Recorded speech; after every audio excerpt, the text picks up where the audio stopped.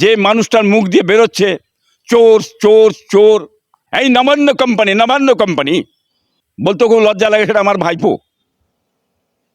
রাজনীতি হবে নিশ্চয়ই, রাজনীতি মানুষ করবে, দলমত থাকবে, তা রাজনীতি নেবে এতটা নীচ, এতটা না বই নেমে যাবে আমার বংশের ছেলে, কি বুঝলেন, এটা আমরা আশা করতে পারি না।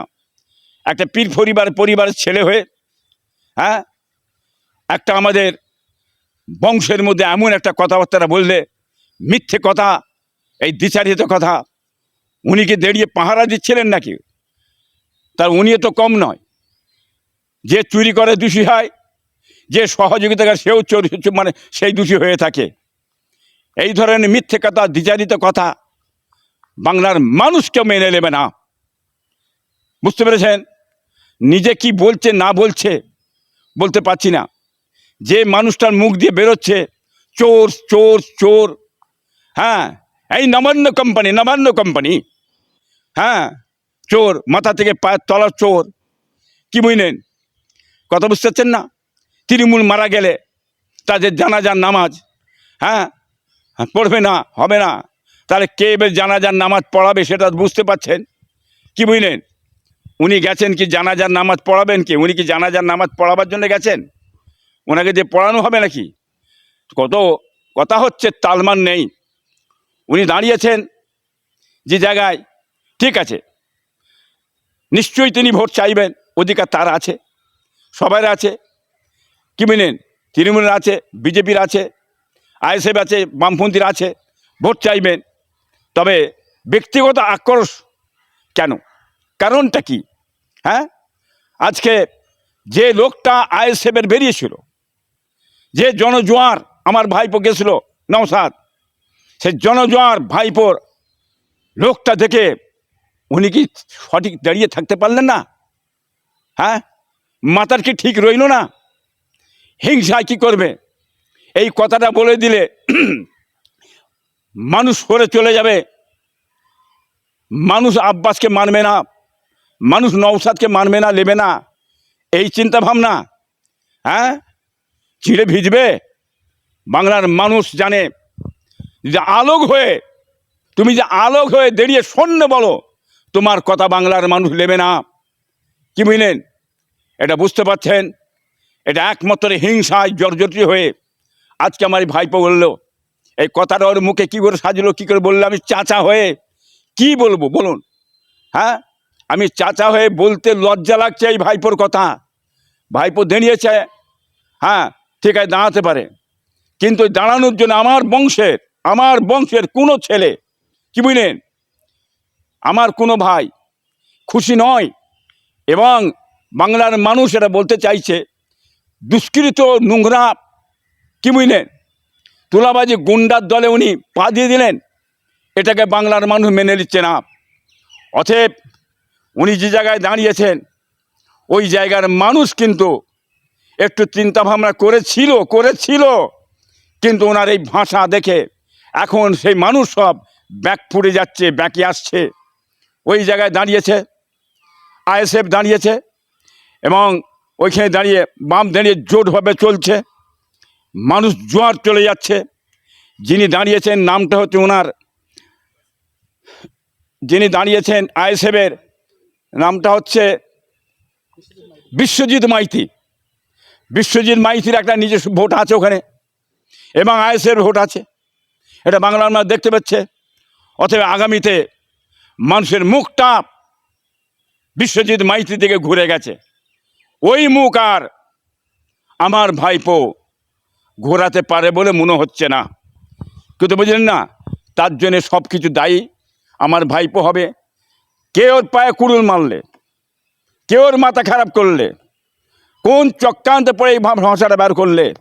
হ্যাঁ, কথা বলেন না, এটা একটা চক্রান্ত করে এই সর্বনাশটা আমার এই ভাইপো কাসেমের করে দিলে আমি চাচা হয়ে আর কি বলবো, বেশি আর কিছু বলতে রাজি নয়। অতএব আমার বংশের ছেলে এত নিচ হবে, এত নিচে নেমে যাবে, কি বুঝলেন, এই আশা আমি করতে পারি না। হ্যাঁ, বংশের কলঙ্ক এমন একটা কথাবার্তা বললে, হ্যাঁ, আমাদের মুখ দেখানো ভর, আমাদের লজ্জিত, আমার বংশের লজ্জিত এই কথাটা বলার জন্যে। অতএব এই মিথ্যে কথা, দ্বিচারিত কথাবার্তারা, হ্যাঁ, এই ছেলের মুখ দিয়ে বেরোবে এটা আমরা স্বপ্নও জানি না। তা বাংলার মানুষ, আপনারা হচ্ছেন ফুরফুরা পীর সাহেবদের মুরিদ ভক্ত, আমার বাপদাদার মুরিদ ভক্ত আপনারা আছেন। আপনারা নিজেরা বুঝতে পারছেন কি জিনিস, কত বড় ইলজামটা সারা ফুরফুরা পীর সাহেবদের ঘাড়ে চেপিয়ে দিয়েছে। অতএব বাংলার মানুষ আর এটা মেনে নিতে পারছে না, মুখ ঘুরিয়ে নিচ্ছে। হ্যাঁ, আগামীতে জবাব ইনশাআল্লাহ দিয়ে দেবে এই বাংলার মানুষ। অতএব বাংলার মানুষ জানে, এটা মনে রেখে দেবেন। বামেদের কাছ থেকে নিয়েছেন আপনারা, অধিকাংশ জানবেন। বাম থেকে আপনি লোভ দেখিয়ে তাদের ঘরে ভয় দেখিয়ে সেই সময় টেনে টুনে নিয়ে ঢুকিয়েছেন। এই তৃণমূলের মধ্যে যেসব নেতা আছে, কতটা কি শিক্ষিত, কতটা যোগ্যতা আছে সেটা বাংলার মানুষ দেখতে পাচ্ছেন। অশিক্ষিত গুন্ডা তোলাবাজিদের যারাই আপনার এই তৃণমূলের সরকারের নেতারা চলছে সেটা বাংলার মানুষ জানেন। শিক্ষিত সমাজ, বুদ্ধিজীবী, বামপন্থীর মধ্যে ইয়ং গ্রুপ, এবছর যেসব ইয়ং গ্রুপ দিয়েছে শিক্ষিত সমাজ, আজকে তারা দাঁড়িয়েছে, বাংলার মানুষ দেখতে পাচ্ছে কি ধরনের বামপন্থীরা এক একটা প্রার্থী দাঁড় করেছে। এই প্রার্থী দেখে মানুষ মুগ্ধ হয়ে গেছে। আইএসএফের ভিতরে যে সমস্ত প্রার্থী দিয়েছে সে মানুষ দেখছে। হ্যাঁ, আপনার ঘুম হচ্ছে না? হ্যাঁ, 294টা সিট নিয়ে তোমার মুখ ভরে না, 293টা সিট নিয়ে তোমার মুখ ভরে না, তাতেও তুমি ভাঙড় চালিয়ে হুড়োহুড়ি করছো, লাভালাভি করছো, হিংসা জর্জরিত হয়ে যাচ্ছ। লক্ষ্যটা যাতে অন্যদিকে না যায়, খালি ভাঙড়ের দিকে মানুষের লক্ষ্য পড়ে থাকবে, অন্যদিকে যাতে না আমার ভাইপো যায়, সেই চক্রান্ত চলছে। কিন্তু না, একটা সিট ভাঙড়ে পেয়েছে, হ্যাঁ, সেটা নওশাদ আইএসএফ। গোটা পশ্চিম বাংলা তথা ভারতবর্ষের মানুষ তারা মুগ্ধ হয়ে গেছে। চারিদিকে একমাত্র আওয়াজ উঠছে নওশাদ, নওশাদ, নওশাদ।